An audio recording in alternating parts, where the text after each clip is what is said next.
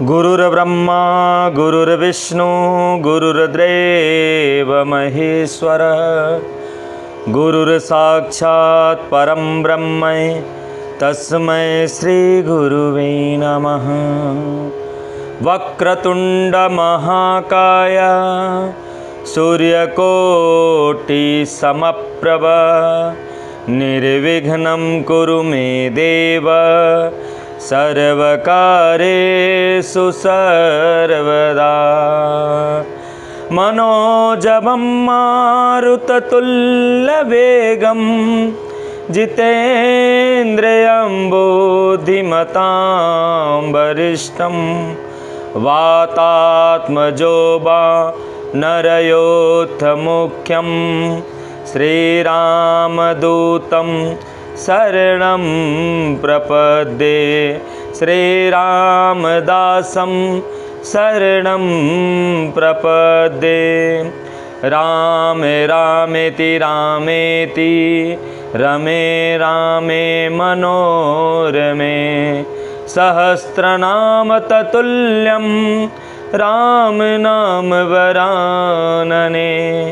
ओम सर्वमंगल मांगल्ये शिवे सर्वार्थ साधिके शरण्यत्र्यंबिके गौरी नारायणी नमोस्तुते नारायणी नमोस्तुते।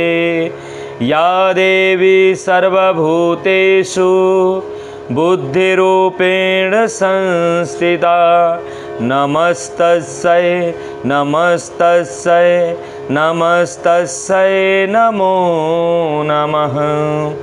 या देवी सर्वभूतेषु मातृरूपेण संस्थिता नमस्तस्यै नमस्तस्यै नमस्तस्यै नमो नमः। जय सिया राम जय जय सिया राम जय हनुमान जय जय हनुमान। सद्गुरुदेव भगवान के चरणों में, हनुमान जी महाराज जी, गणेश जी महाराज जी, श्री सीतारामचंद्र भगवान के चरणों में, गौरी शंकर भगवान के चरणों में, माँ भगवती के चरणों में मेरा कोटि कोटि प्रणाम। सभी देवी देवताओं के चरणों में मेरा कोटि कोटि प्रणाम। आज हम सब श्रीमद् भागवत महापुराण की प्रथम स्कंद की कथा को श्रवण करेंगे। अभी तक हम आप सबके सम्मुख महात्म्य के बारे में वर्णन किए हैं। आज प्रथम स्कंद के अध्यायों से हम कथा आरंभ करते हैं। शौनक ऋषि सूत जी महाराज जी से कहते हैं, सूत जी आप मुझे बताने की कृपा करें, क्योंकि आपने कहा कि वेदक व्यास जी महाराज तपस्या करके पुत्र की प्राप्ति किए थे और बहुत तेजस्वी हुए, बहुत बुद्धिमान हुए, बहुत ज्ञानवान हुए। मैं उनके बारे में जानना चाहता हूँ, मुझे आप विस्तार पूर्वक कथा को श्रवण कराइए। तब सूत जी महाराज जी कहते हैं कि हे ऋषियों, प्राचीन समय की बात है, सत्यवती नंदन व्यास जी सरस्वती नदी के तट पर विराजमान थे। उनके आश्रम पर दो गौरैया आपस में बहुत प्रेम कर रहे थे, लाड लड़ा रहे थे। तो उन पक्षियों को एक दूसरे के प्रति प्रेम देख करके वेदक व्यास जी महाराज जी सोचने लगे कि जब पक्षी अपने और वो दो बच्चे जो थे दोनों आपस में प्रेम कर रहे थे, तो वेदक व्यास जी महाराज जी मन में सोचने लगे, जब पक्षी अपने पुत्र को इतना प्रेम इतना स्नेह करता है तो अगर मानव करे तो इसमें बुरा ही क्या है। वेदक व्यास जी महाराज जी बहुत उदास भी थे कि आज इतना दिन बीत गया, इतना समय व्यतीत होने के बाद भी आज तक मुझे कोई संतान नहीं है। वेदक व्यास जी बहुत निराश थे और वो सोचते सोचते मंदराचल पर्वत के पास पहुँचे और वहाँ एक स्थान पर जा कर के बैठ गए। मन में सोच रहे थे कि किस देवी देवताओं के पास जाऊं कि जिससे मुझे पुत्र की प्राप्ति हो। इस बात को लेकर मन में सोच रहे थे। उसी समय देवर्षि नारद जी वहाँ पर बीड़ा बजाते, वेदक व्यास जी महाराज जी ने उनको सम्मान, व्यास जी महाराज जी ने उनको प्रणाम सम्मान किए, आदर से उनको आसन पर बिठवाए। तब देवर्षि नारद जी ने कहा कि हे व्यास जी, आप बहुत उदास हैं, क्या बात है? आपका चेहरा बहुत उदास दिखाई दे रहा है, मुझे बताने की कृपा करें। तब व्यास जी ने कहा, सुनो देवर्षि नारद, मैं सुना हूं कि बिना पुत्र का जगत में कल्याण होने वाला नहीं। मैं तो इतना सुनता हूं कि बिना पुत्र के गति नहीं मिलती है। जैसे कहते हैं कि कोई चीज़ धाम में या कोई शुभ कार्य करने में योग्यता नहीं मिलती है। इस बात को लेकर मैं बहुत चिंतित रहता हूँ कि मुझे तो संतान नहीं है। अब मैं किन देवी देवताओं के शरण में जाऊं कि जिससे मुझे संतान की प्राप्ति हो। अब आप आए हैं तो आप हमारी समस्या का निदान करें। देवर्षि नारद जी ने कहा, सुनो व्यास जी महाराज, आप जो प्रश्न मुझसे कर रहे हैं ना, यही प्रश्न एक दिन ब्रह्मा जी भगवान विष्णु से किए थे। मैं तुम्हें बताता हूँ। एक बार भगवान विष्णु ध्यान लगाकर बैठे थे।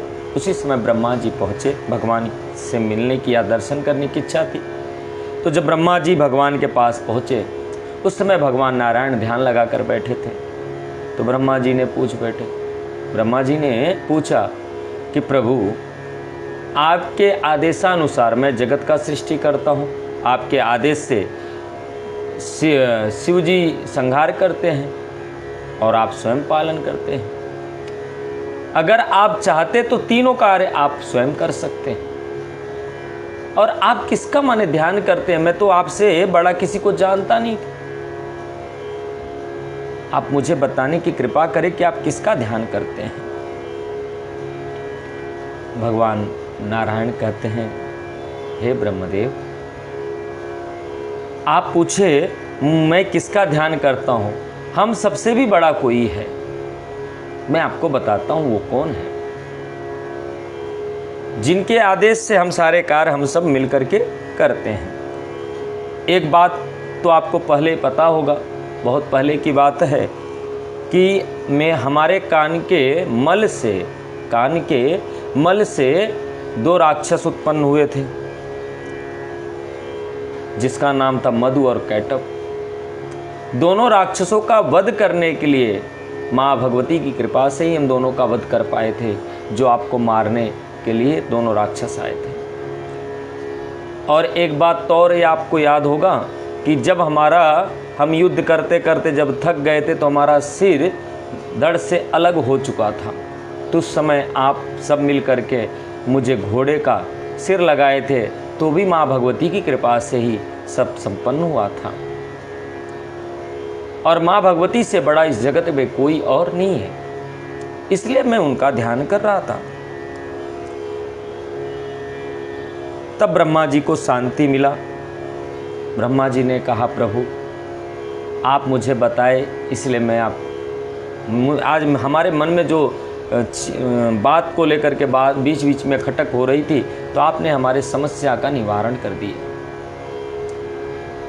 तो देवर्षि नारद जी कहते हैं कि हे व्यास जी महाराज, इसी तरह पूरे जगत की जननी जो है माँ जगदम्बा, उनके सानिध्य में रहने से सब कुछ प्राप्त हो जाता है। जीवन में चाहे कोई भी कार्य हो, माँ भगवती की आराधना करने से, माँ भगवती की पूजा करने से सारे मनोकामना पूर्ण होते हैं।